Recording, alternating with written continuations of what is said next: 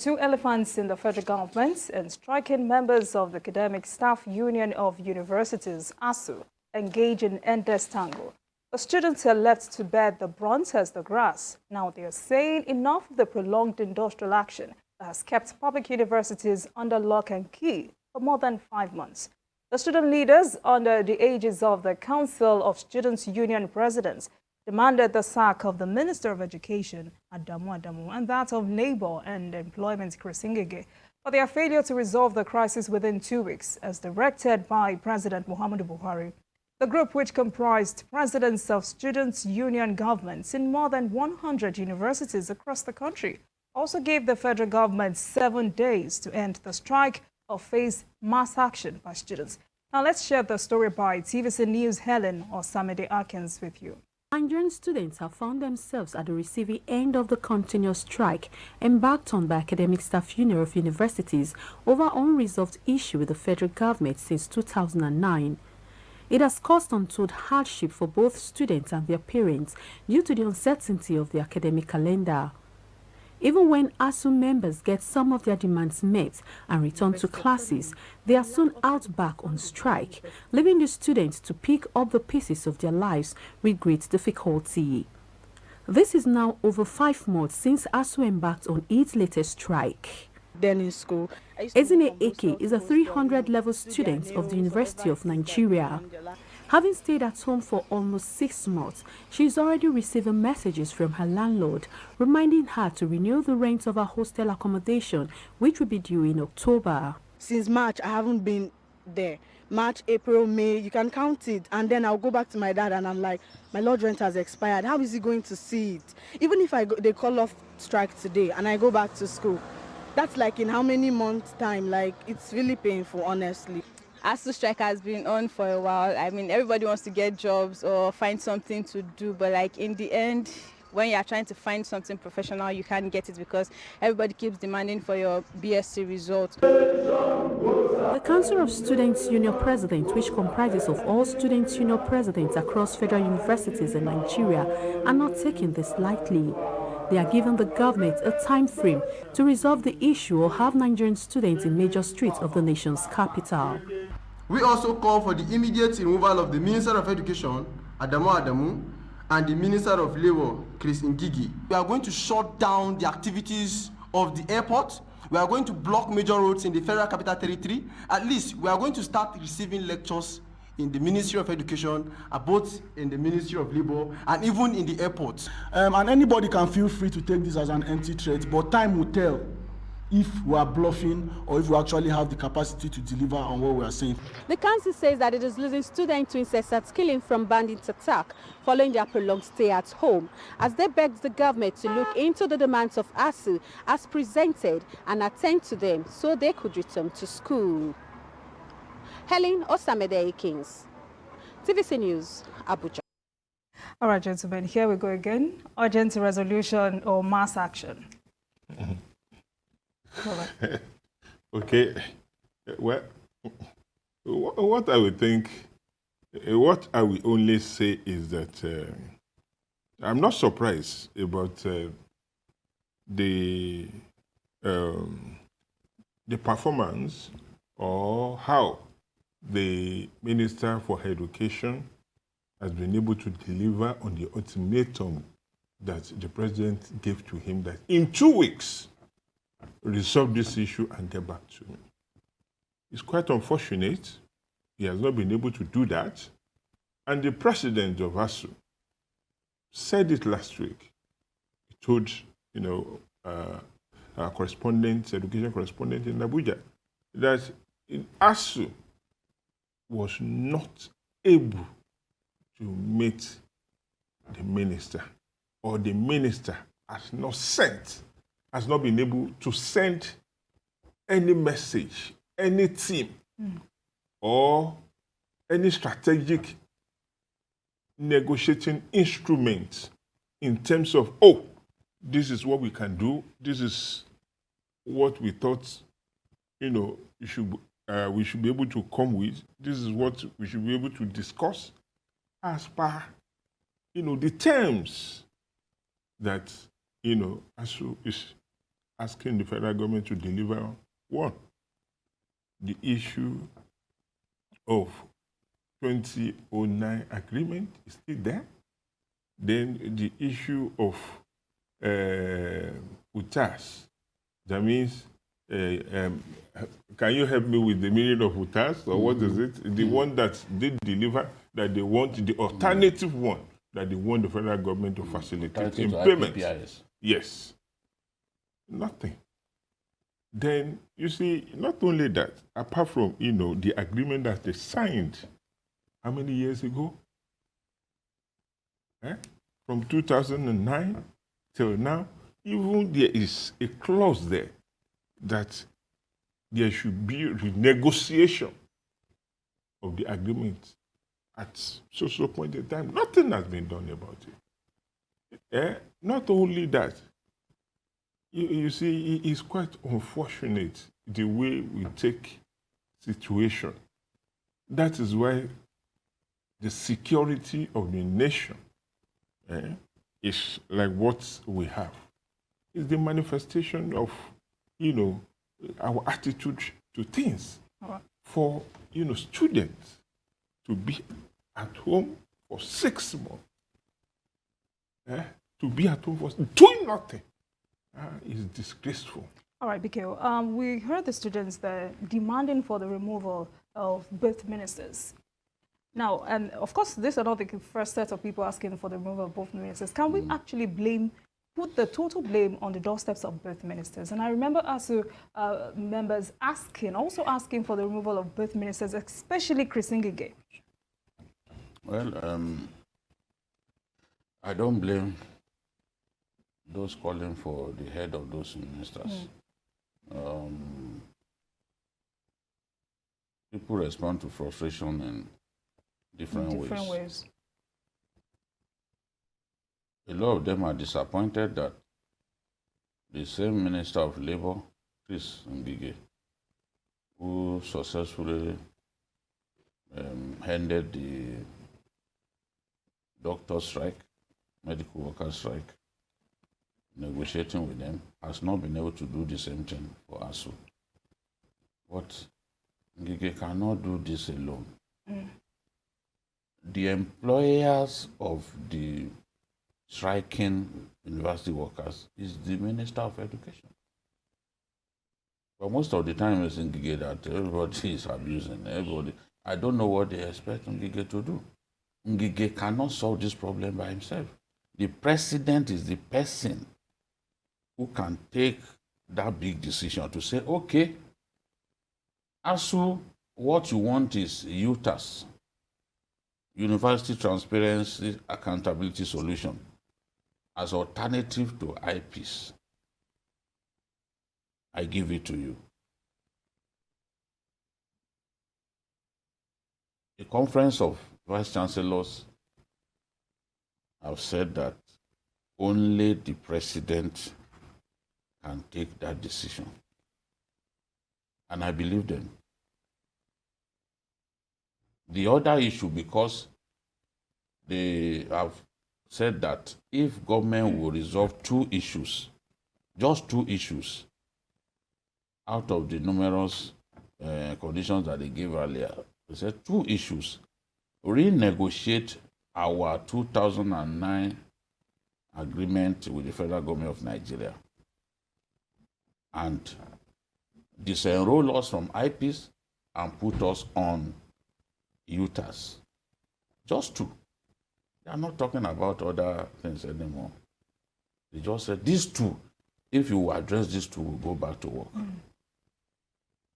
But government set up the Professor Neme Briggs committee to sit with Asuu and renegotiate the 2009 agreement.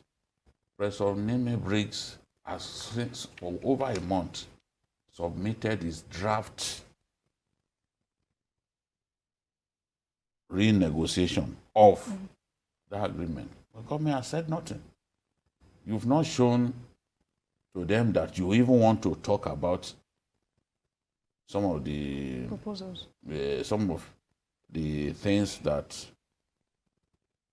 Professor Briggs brought into the agreement with a view to solving this problem. Of course, the salaries of professors and other categories of workers will naturally go up. For professors, their salaries will go up by about 180% based on what is said to be in the renegotiated agreement. I think the issue of money is what is making government to consider implementing that renegotiated agreement.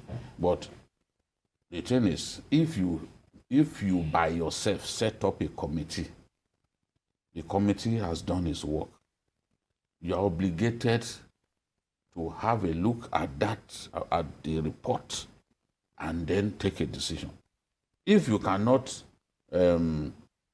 provide all of what they have asked for, if you cannot pay, show urgency. Because the former CBN governor, Sanusi, said this government does not even show urgency about solving our biggest problem. Show urgency by calling the university lecturers and say, gentlemen, these are the things that we can do. These ones we can't do. Let's find a middle ground. I mean, if people shooting themselves, killing themselves, can end up